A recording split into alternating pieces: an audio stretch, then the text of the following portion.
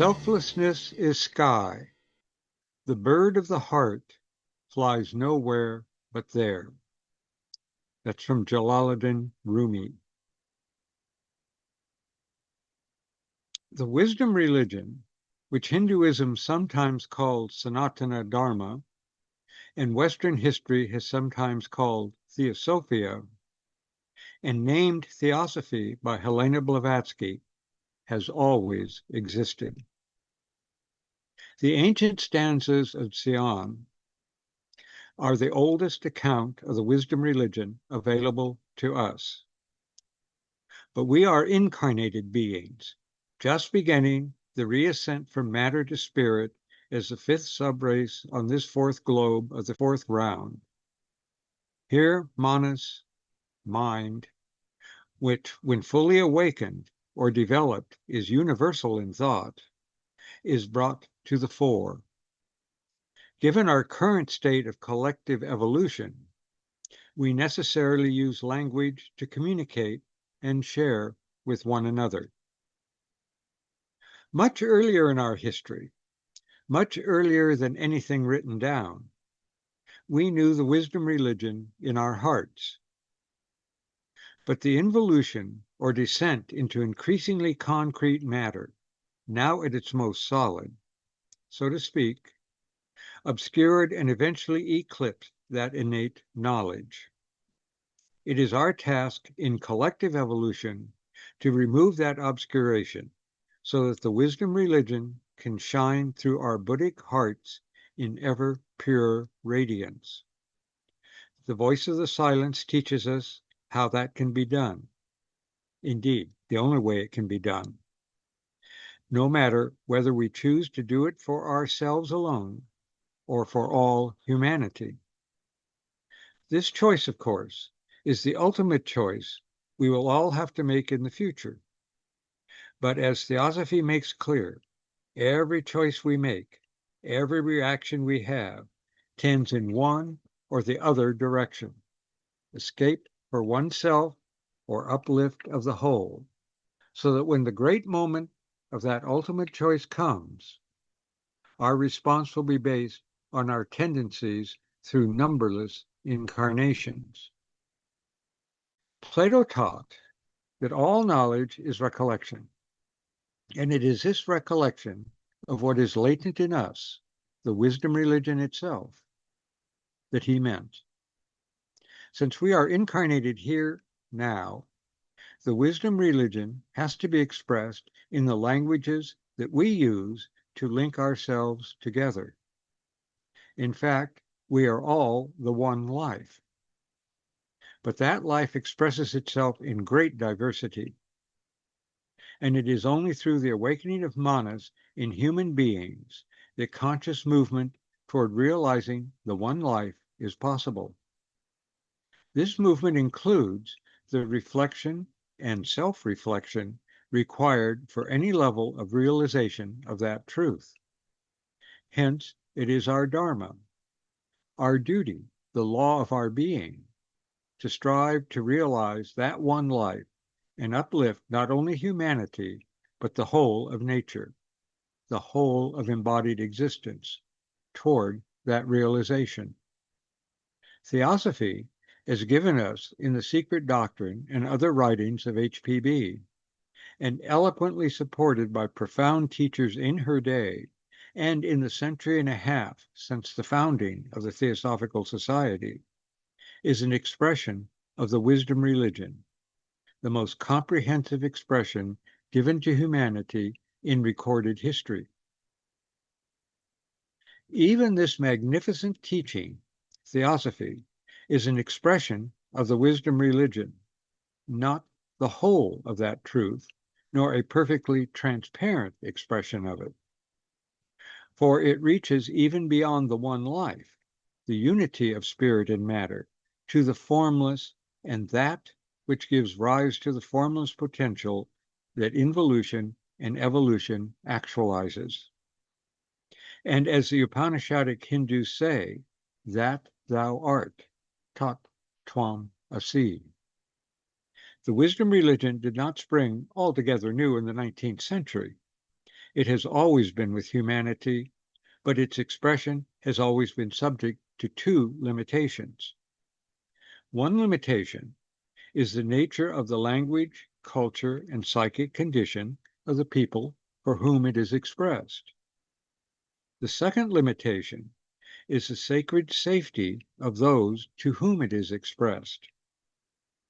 The masters of wisdom cannot interfere with karma, and so even the greatest of teachers will not give more than the people whom they teach can absorb without harming themselves or others. Nor can the most sacred truths be given to those who would only distort or mock them. The karma of denigrating the truth is heavy, tempered only by the degree of ignorance in doing so. No wonder the Christian Bible says that the one unforgivable sin is to know the truth and to reject it. Here, our ignorance is a protective illusion.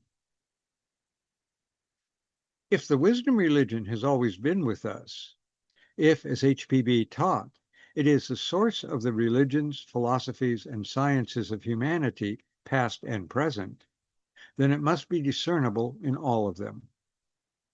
Doing so requires understanding the concepts used in these human endeavors.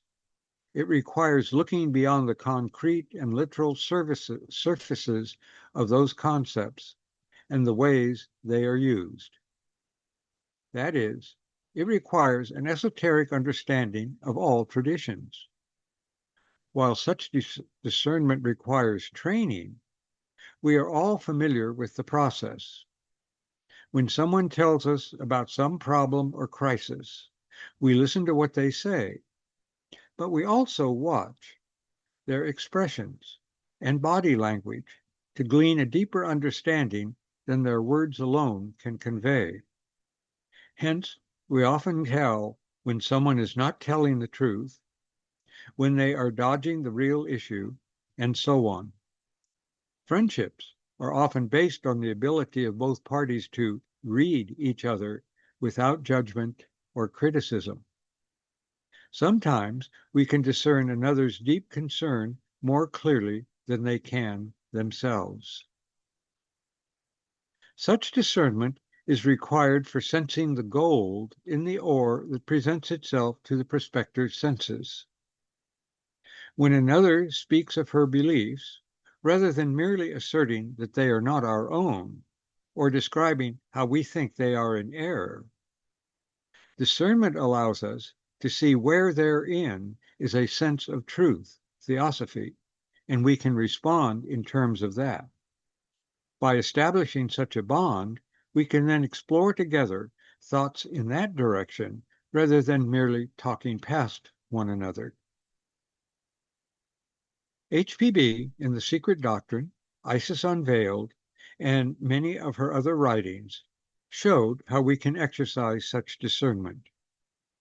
We cannot explore her many examples in this short presentation, and we will restrict ourselves to philosophy and religion. We recall her detailed esoteric analyses in The Esoteric Character of the Gospels, and in her many discussions of the Kabbalah throughout her writings, as well as her discussions of the real nature of the Old Testament God and the many distortions involved there. And we can exercise the principle of discernment for ourselves. Take as an example the Chinese classic Dao De Jing. This work is said to have been written by Lao Tzu, a name which simply means old master. Who he was has been the subject of much debate and need not concern us here. Written perhaps almost 6 centuries before the Common Era, it contains much metaphysical and practical wisdom. The text as we have it consists of 81 sections, sometimes called chapters, divided into 2 parts: the Tao, which is broadly more metaphysical, and De, which generally illustrates practical application of ethics. One very old text discovered in Dunhuang reverses these two sections. From the various ancient Chinese manuscripts, we know that the text was modified over time, though its essential message has remained constant. Translation always faces two challenges. One is converting concepts accurately from one language to another, and when those languages are quite different, rendering the translation in a readable form is an enormous task. The second challenge is to choose words that both convey the meaning of the original thought and do not carry all the baggage associated with them. Think of the many meanings of logos or of soul, both of which have centuries of attached philosophy and theology, which may unintentionally distort the accuracy of the translation. Even more is this true in the case of ancient Chinese, a language quite different from English, Spanish, or Portuguese. As an example, the Chinese character for Dao can be a noun or a verb, depending on context, and this is true of many Chinese characters. Dao, for instance, can mean way, path, that, the absolute, even name as a noun, and walked, trodden, be told, spoken of as a verb. Such multivalent meanings attach to almost every character in the text. We recall HPB's discussion in The Secret Doctrine of the difficulty in translating the even more ancient Senzar into the stanzas of Xian as we know them. The case of the Old Chinese language led Jonathan Starr to produce a translation that includes an analysis of each Chinese character in the text in terms of its possible meanings, along with his own translation. The first verse in the Tao section has been translated in many ways, but the following translation captures much in common with all of them. The Tao that can be spoken of is not the eternal Tao. The name that can be named is not the eternal name. The nameless is the origin of heaven and earth. The named is the mother of myriad things. Thus, constantly without desire, one observes its essence. Constantly with desire, one observes its manifestations. These two emerge together, but differ in name. The unity is said to be the mystery of mysteries, the door to all wonders. We immediately notice that the way, the absolute, that is eternal, cannot be spoken of, just pointed to here. Thus, the name that can be named is not eternal, though it may seem eternal to us. The absolute, which cannot be spoken of, is the origin of heaven and earth, the traditional Chinese metaphor for all existence, visible and invisible to human senses. What can be named, the lower Tao, so to speak, is the mother of myriad things, a phrase which can also be translated 10,000 things, another traditional metaphor for all that exists. The nameless Tao, the unmanifest and formless, gives rise to the Tao that can be named, the manifest and form. When Tao is understood as the way, the manifest way arises from the unmanifest way and is a cosmic principle also found in the human being. The text then turns to the individual and his or her capacity for perception. If one is truly desireless, one can discern its essence. The word for discern can be translated witness or recognize, and essence can also be mystery, true nature, or even one's own nature, among other possibilities. If one has desires, one only discerns the 10,000 things. Desire is the key to knowledge. When we have desires, we can only see objects of desire, being attracted to or repelled by them. But when we are without desires, we can penetrate the true nature of existence, which is also our true nature. Here, Theosophists might think of viraga in the voice of the silence. We are told that these two modes of discernment or observation are distinguished, but are really only one. They merge.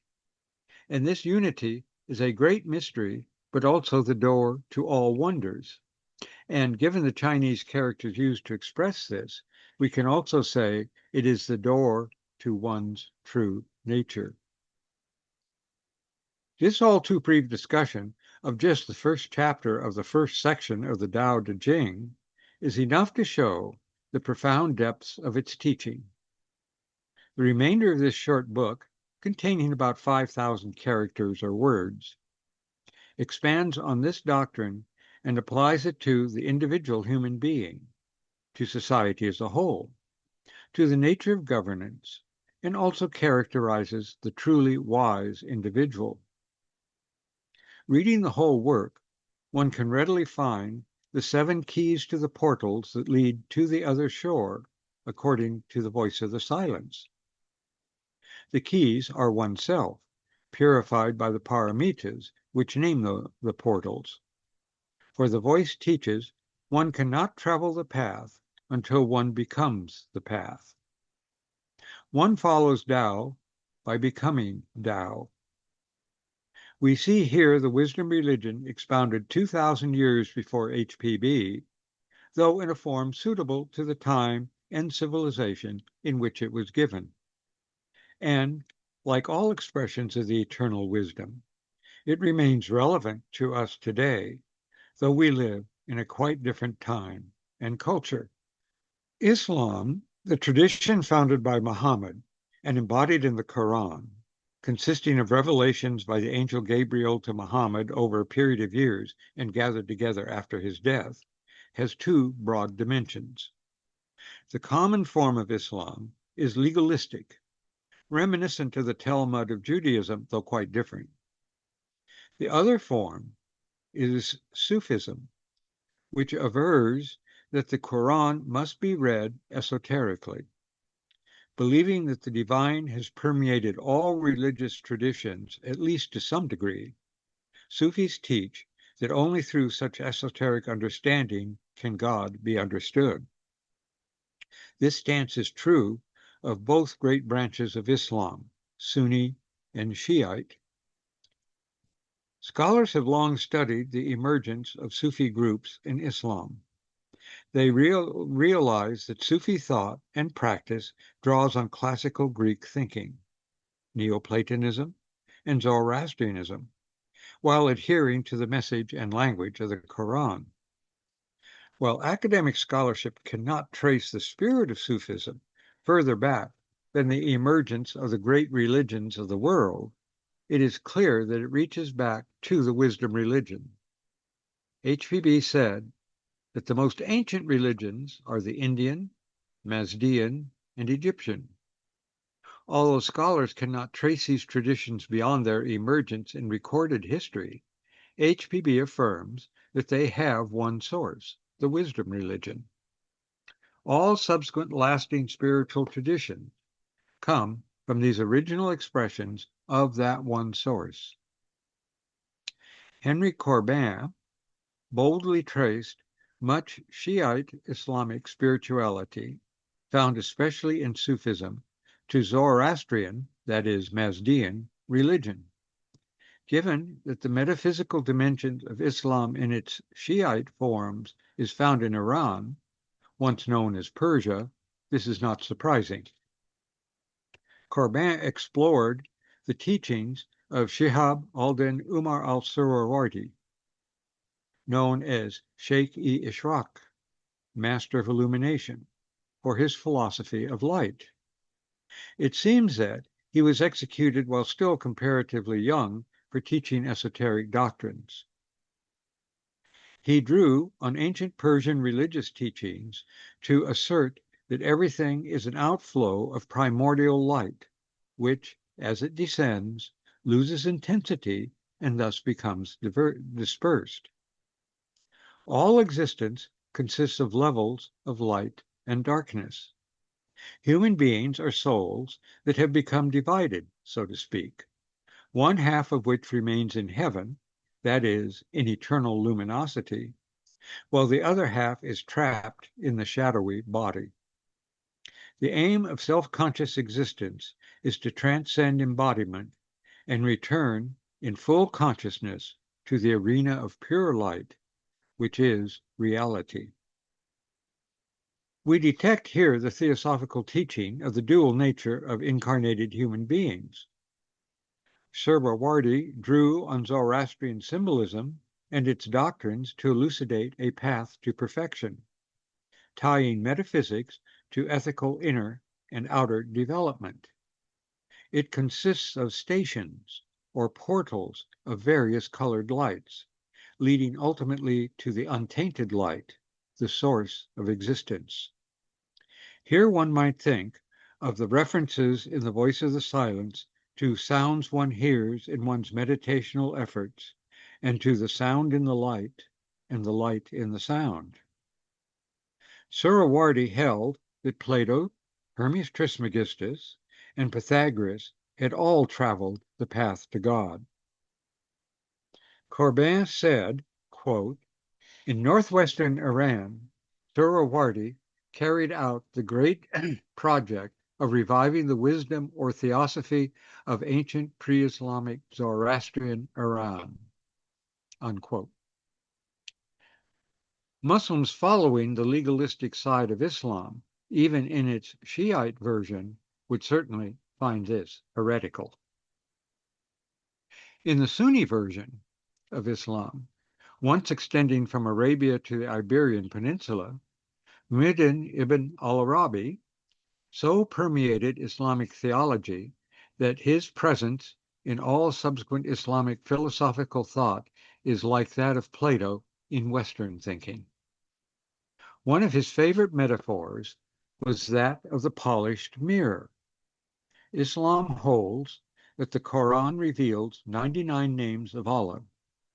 Allah as the name of God comes from the Arabic al-ilah, meaning the God.